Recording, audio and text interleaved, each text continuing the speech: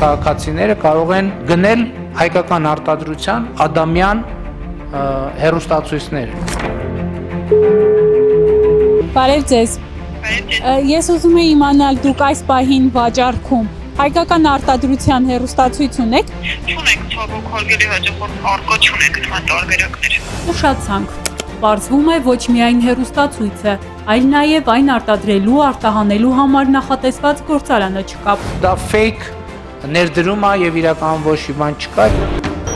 Մայրաքաղաքի կիլոմետրեր ձգվող խցանումներում չեն երևում նաև Հայաստանում հարավկորեական մեքենաներ հավաքող Սեպուր 1 գործարանի խոստացած մեքենաները։ 23 թվականին այն ժամանակ էկոնոմիկայի նախարար Վահան Քերոփյանը վստահեցնում էր, նաև իրենց ջանքերով ընկերությունն արդեն հողին ամուր կանգնած է։ Նպատակ կա տարեկան մի քանի 100 մեքենա արտադրել։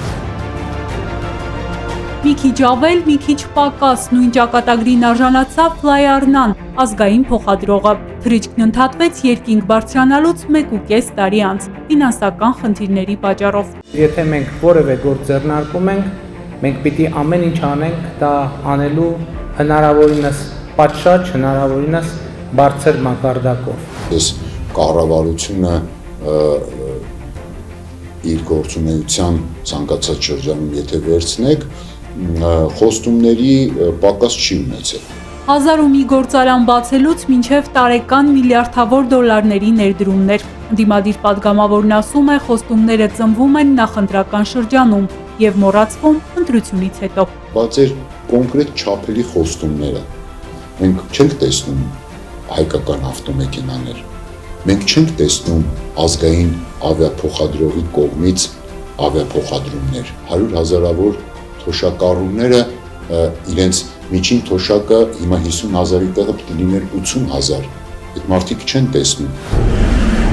2024-ին պիտի սկսվեր Աջափնյակի մետրոյի շինարարությունը, 26-ի երկրորդ ամիսն է, դեռ նախապատրաստական աշխատանքներ են։ Նախագիծը պատրաստ է կլինի, վստահեցնում են։ Այն օրվանից, որ սկսեց այդ մետրոյի կայարանը կառուցվել, ես ուզում եմ այդ դեմքերը տեսնել։ Շնորհակալություն։ 16 բուհ, 1 հարկի տակ։ Կառավարությունը վստահեցնում է, խոստացված ակադեմիական քաղաքի կառուցումը գործնական փուլ է մտել։ Կրակը չեն մարում,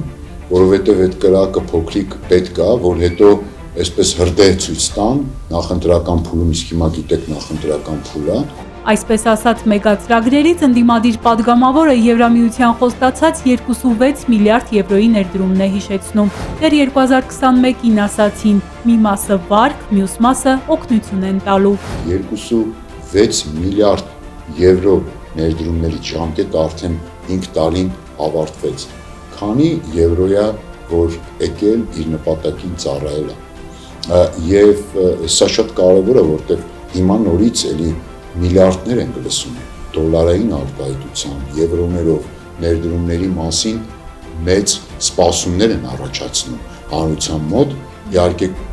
քվեր կորզելու նպատակով։ Մի խոսքով, Չոր նավահանգստից մինչև Կոկորդիլոսաբուծարան, անունը կա, համանուն ոչ։ Անոնսված ու այդպես էլ լույս չտեսած խոստումները վերջին 8 տարում մեկը չեն, երկուսը չեն, տասնյակներ են։